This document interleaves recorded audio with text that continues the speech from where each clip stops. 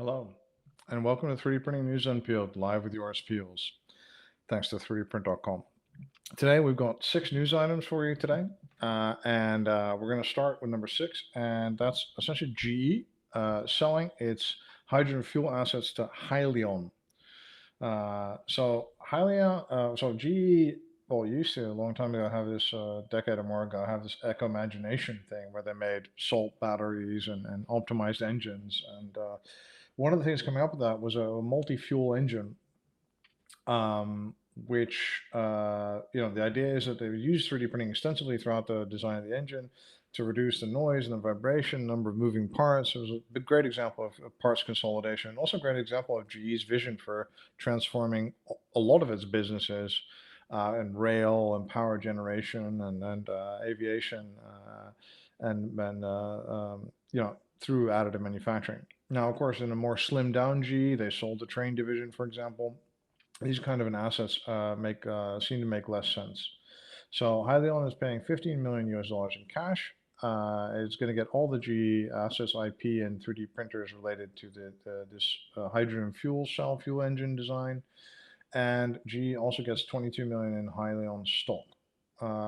This is going to be used for essentially a powertrain for a truck. Uh, and there's going to be multiple trucks from Hyliion, the ERX powertrain, and then later on the hydrogen powertrains. And the advantage is reportedly it's very efficient on the one hand. On the other hand, is while we wait for hydrogen to become a reality, we don't know if it will, but while we wait for hydrogen to become a really dependable, very available fuel source, you can run on different fuel sources in the meantime. This has implications for just GE Additive. Is it just, is it now just a subsidiary of a GE Aviation? And is it just going to really focus on aviation and its own OEM business? Or is it really going to really engender further kind of like global transformation of other, businesses like power or processing or energy, that kind of thing? So that's kind of the implications there. The number fifth news item is the Bangalore post office to be 3D printed. So small post office in Bangalore in India is said to be 3D printed. The local post authority said that for a 92 square meter structure, they'd be paying 30,000, which according to them is 25% of what they normally would pay for such a structure. They've turned to Larsen Toubro, L&T, which is one of the largest and oldest construction companies in India. And that company actually has a cobalt printer and has approvals to build multi-story buildings in India. So that's very interesting because, well, everybody you might have noticed is doing single-story buildings because nobody's really figured out a reliable way to reinforce multi-story structures. L&T has worked on this and have come up with a way to incorporate, let's say, rebar type reinforcement into existing kind of 3D printing structure or 3D printing of buildings. So that's very interesting. At the same time, what they've also done is something I think is a really bright move on their part, is they developed their own 3D printing concrete. Which of course means they don't have to rely on the expensive kind of premium concrete of other concrete cement companies they'll be pushing. So I think this is I think good news in the sense that there are like it's nice to see 3D printing innovation coming out from just not just from different countries, not just the usual suspects in Europe and the US. And it's nice to realize that there's a huge opportunity right there for 3D printing construction in municipal buildings, other buildings across the world. They say that it's going to be completed in a month, which seems a bit ambitious, but who knows? And another thing that I thought was very interesting, and here's the building, by the way. I should have moved that on. This is an earlier building that L&T did. The one thing that is an advantage is that L&T are the only people that have approval to build 3D printed structures in India. And that means that if they put out a tender offer for a post office, which they kind of always have to do, they would then subsequently normally have to tender it out to a whole bunch of people. Now they can essentially kind of give it to L&T because they're the ones that have approval. So it's kind of a an added advantage that maybe people haven't realized. So number 4, GoEngineer buys CATI. So GoEngineer is a investor-backed company. This news we got from Tuan's LinkedIn, and he said the thing that really sums it up the best is GoEngineer will become the largest American resellers of both SolidWorks and Stratasys. And that's, yeah, I completely agree with that, that's what's happening. So GoEngineer is a very ambitious company, very driven company, have over 300 members of staff, and they want to, well, they seem to want to become like a really truly national player in the distribution of printers and of CAD software. They're based in Salt Lake, Utah, and they've been growing through acquisitions. They've done, I think, about 11 or 12 already, and they've been growing quite spectacularly quickly. And this is like, usually these CAD reseller guys are very small, regional or even smaller than regional players, and then kind of, being rolled up into one player is, I think, a potentially interesting business. If we look at the 3D printing side, for example, we have a lot of resellers that are just box movers essentially, and they don't really offer any extra services. Imagine being able to be a national reseller and be able to deal with like a company like Exxon's printers in lots and lots of locations across the United States and service them nationally. And then imagine if you just told a company like Exxon, like, I need a subscription. We can offer you a subscription of so many per month, and then we'll give you a printer, a replacement printer within the next day if it fails or something like that kind of things. That for me is a real big business opportunity. It's a real way for them to make a lot of money besides just subscriptions and CAD revenue. So yeah, I missed this news completely. It's actually a couple of days old, but I missed it completely. So thanks to Tuan for getting us up to speed. Number three, news item also involves GE. It is an opening of a new print center at the Oklahoma City Air Logistics Complex and the Air Force Lifecycle Management Center's Propulsion Directorate, together with GE. This is a reverse engineering critical tooling lab as part of the Pacer Edge program. Pacer Edge is an attempt by the U.S. Air Force to find methodologies to consistently make aerospace parts that are out of production or that need to be improved or that need to be pressed into service quite quickly.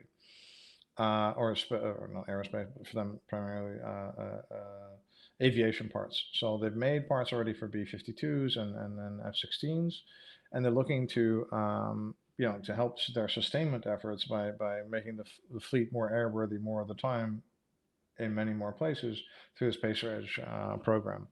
To support this, they've now put two M2 printers, GE M2 printers at the facility. And the idea is the parts they hope are flight-ready parts, like actual on-the-plane components and also tooling, is what they hope to make. So I think this is one of these long-term exciting moves that if this program continues, it's just going to keep going on and on and on and get bigger and better, and slowly but surely they're going to put two printers there, so they can grow within this Air Force. And of course, GE is the logical partner since it's the powder bed fusion company that's American. So for the Air Force, that will give them a lot more comfort than other people.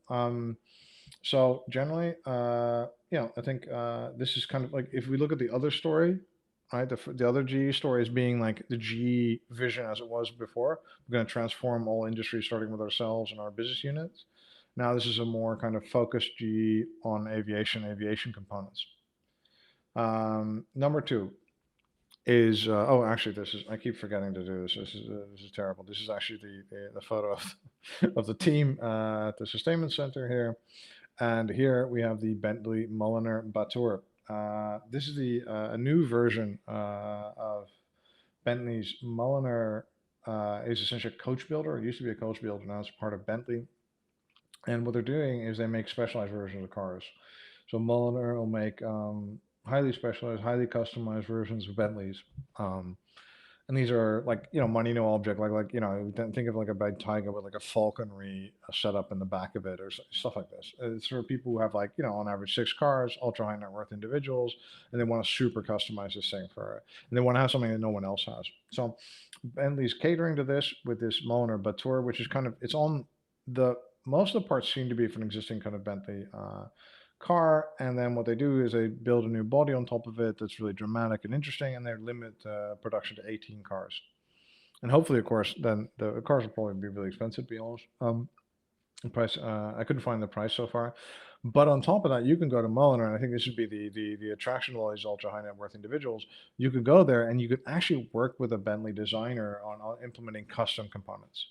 And this is, of course, going to be a hugely profitable thing compared to just average Bentleys, which are already hugely profitable compared to other average cars. So, um, and the 3D printing element of this, you're probably waiting for this, is you can get now customized 3D printed exhausts. So you can get your own custom exhaust uh, thing in titanium and 3D printing. They don't say which technology, but I'm guessing it'd be powder bed fusion. What they also can do is you can do interior detailing components that are also 3D printed. In this case, they're doing components that are 3D printed in gold, 18 karat gold. So that's probably, if it's powder bed fusion, it's probably Cookson that's doing that together with AOS, but it could be, there's other people working on it a little bit. I guess you could be doing it in some other technology, but that's the most, especially given they're in England, you know, that's the most obvious place for them to be sourcing those parts. So that's, I think, that this is going to be super low volume, but it's a super low volume stuff that we're really very good at. It's a super low production, really unique stuff. And imagine this, it continues to elevate kind of 3D printing as like this ultra luxury thing, and it helps it percolate through to kind of lesser and lesser cars. Like next we'll be talking about Audis, and then we'll be talking about Volkswagens, and then everybody will kind of want this 3D print luxury. So this, in that sense, from a marketing thing for all of us, is really good for us to be, to be associated with this brand and seeing that, and this really ultra special car. The car itself is a 6-liter twin turbocharged W12 engine, which is like, I don't know, I think it's 700 horsepower or something insane, probably. You can also, if you want to, get sustainable natural fiber composites for that, just in case, or low CO2 leather, just in case you would like to, to do that. So I think generally a good move for us, and wonderful to be associated with such a high-end kind of thing. The number one thing in the news today is the VA gets approval for oromaxillofacial advanced surgical planning system. The U.S. Veterans Administration got FDA 510K notification for a software pre-surgical planning package that is software and procedures for reconstructive surgery.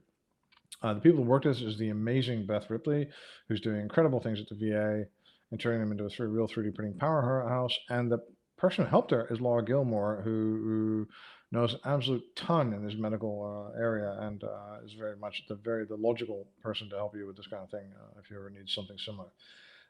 What Beth is quoted as saying is, we're bringing it into the house, into the hospital, right next to the patient, and allowing the surgeons that know their patient best to be involved in that. So first off, user-led innovation, beautiful. And the second thing is, I mean, the VA has, I looked this up for this, it has 9 million patients, right? So that makes it like a health system that is like very similar to like the health system in, the Netherlands or other countries, right? And these patients have, well, the same things that everyone else has in society, but also some very particular things that are war related that they suffer from. Um, and the system is so large that they can now commission their own software tools, and it's cost effective for them to do this, right?